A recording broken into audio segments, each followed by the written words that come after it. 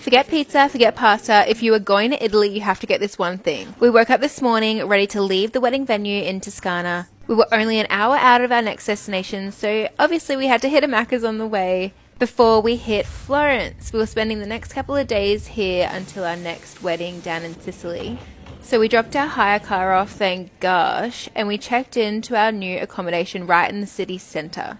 Look how cute this puppy is! We were absolutely knackered for the last 3 days of weddings. So we had a face mask and a movie before walking straight out of our Airbnb into this. We were staying right at the Duomo. So to celebrate, we had to get gelato and go back to sleep. It was one of those days where you just couldn't really muster up the strength to do anything except rest and recoup.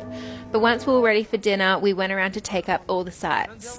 The art here is amazing and there's such a beautiful buzz in the air. Dylan found this tiny little restaurant with only Italians inside, and I have never had a meal like this in my life. There was prosciutto with melon and bruschetta. Look at me razzing Dylan for talking behind the camera.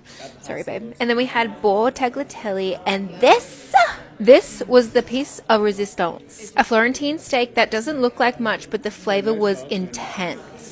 You know a restaurant's good when the chef looks like this and he comes out and has grappa with all the customers. Then we had a little roll around town, got some fake gelato, and then sat down and just, people watched for a while. Make sure you hit that follow button because tomorrow we head to a secret rooftop bar.